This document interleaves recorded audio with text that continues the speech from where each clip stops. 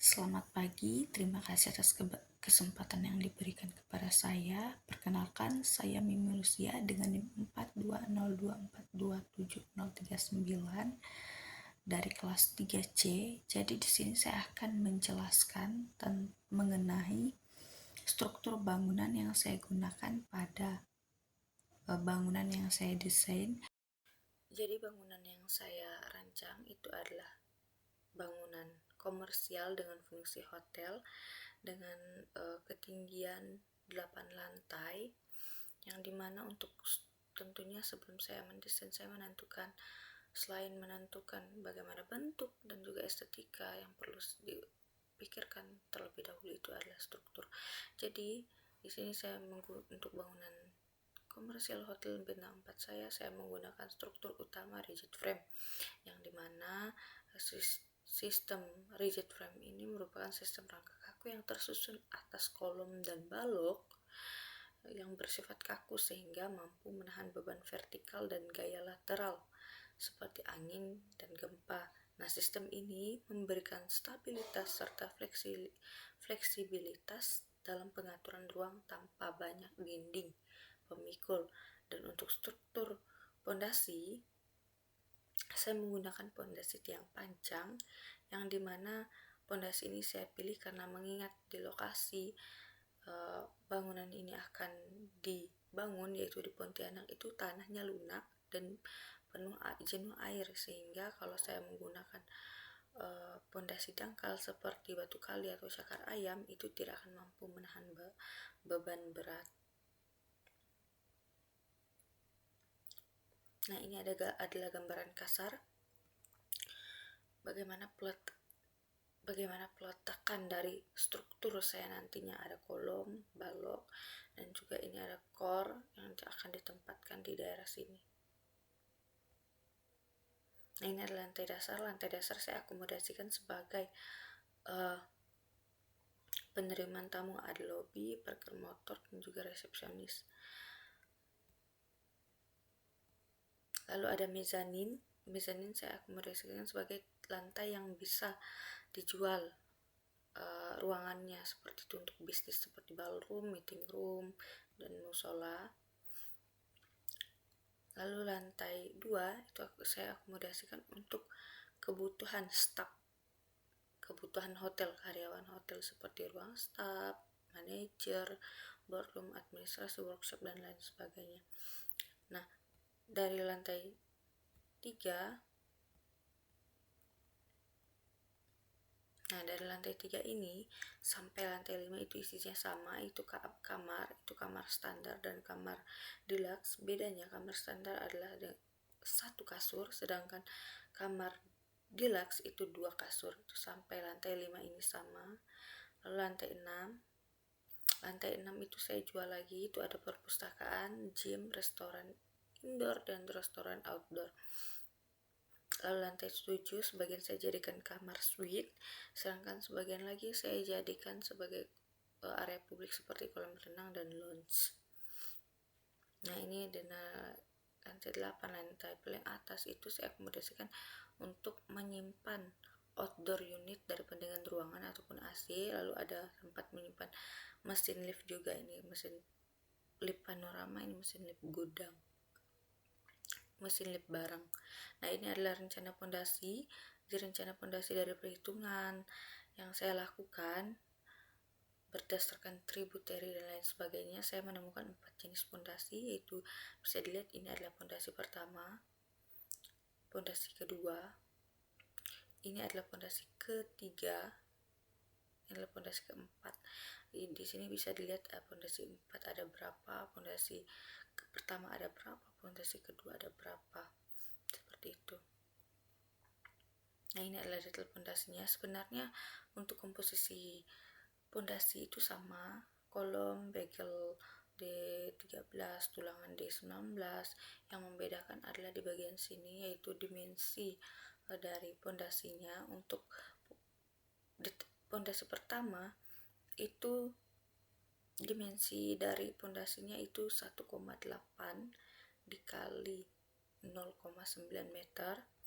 Sedangkan pondasi yang kedua itu 1,8 dikalikan 1,8 meter. Lalu ada detail pondasi ketiga, itu ada 2,7 dikalikan 2,7 meter kalikan 2, bukan 2,7 meter, 2,7 meter kalikan 2,7 meter. Lalu yang terakhir itu ada 2,7 meter dikalikan 1,8 meter. Nah, ini besarnya ini saya letakkan pada bagian berdasarkan luasan tributary ataupun luasan beban yang mereka pikul, seperti itu.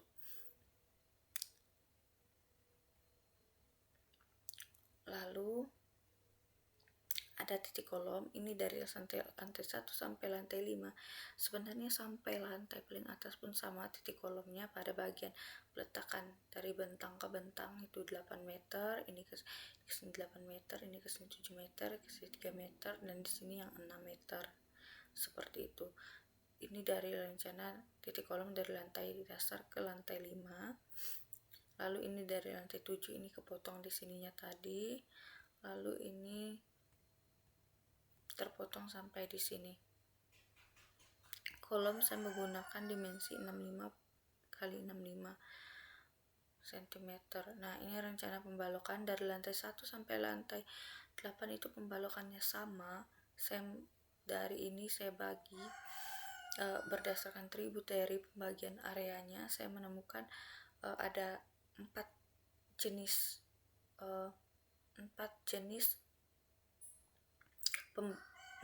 balok, yang mana akan dijelaskan pada lembar selanjutnya. Sampai lantai atas itu sama, hanya di bagian terpotong ini seperti lantai 7 dan lantai 8. Nah, ini adalah detailnya. Detail balok 70/35 itu untuk bentang 8. Lalu detail balok untuk 60/30 itu untuk bentang 7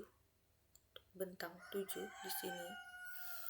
Lalu untuk detail balok 50/20 itu pada bagian bentang 6 di bagian sini.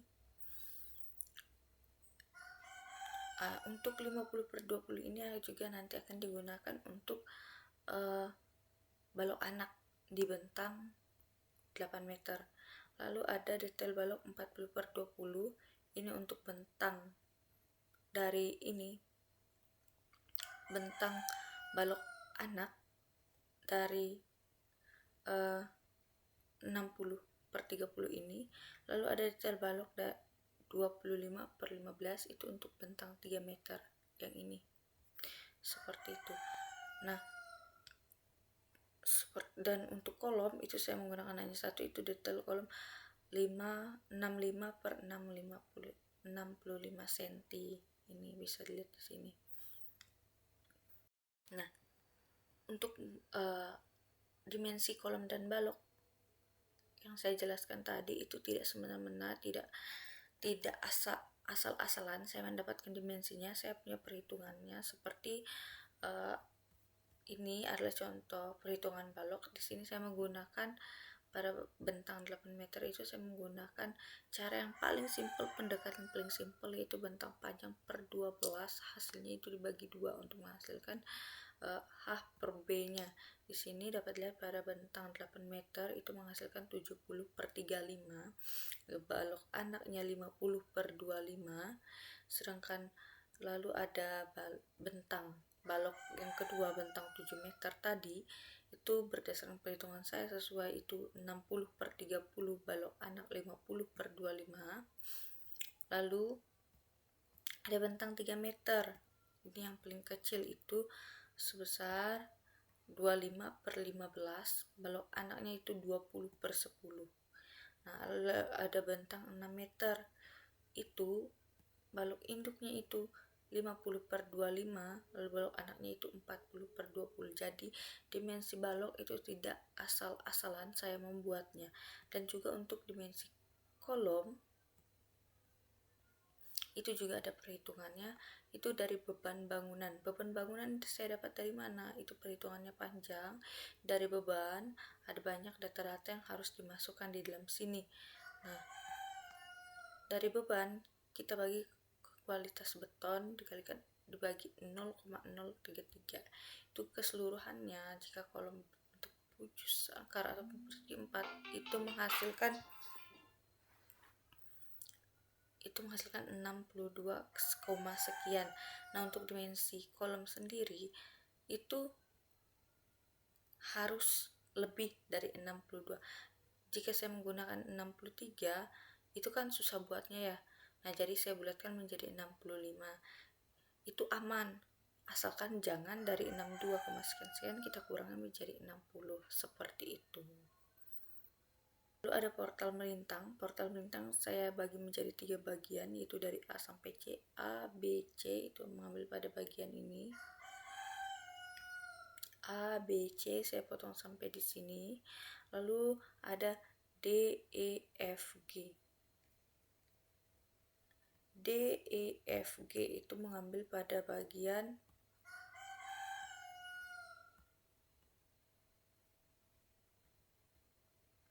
ini. D, E, F, G saya potong di sini, saya potong di sini, saya ambil. Yang terakhir nanti ada H, I, ini pada pengambilan ini saya potong dari sini pada bagian sini. Di dalamnya ini kan ada detail-detail nih. Ini ini detail kolom, ini detail balok yang ada tertera pada selanjutnya. Ini tuh balok 70/35. Nah, di sini ini terbagi lagi. Di sini ini adalah area lapangan, ini area tumpuan. Area tumpuan jarak begelnya itu 10 cm, sedangkan pada area lapangan jarak begelnya itu 15 cm.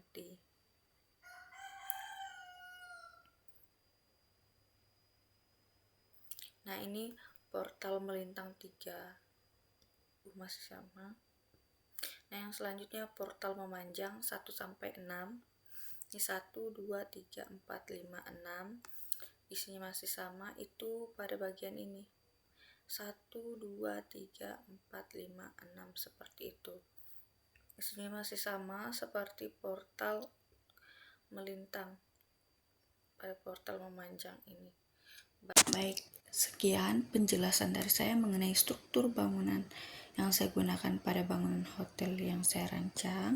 Jika ada kekurangan dalam segi penjelasan maupun dari segi gambar, saya mohon maaf. Sekian dari saya. Terima kasih dan selamat pagi.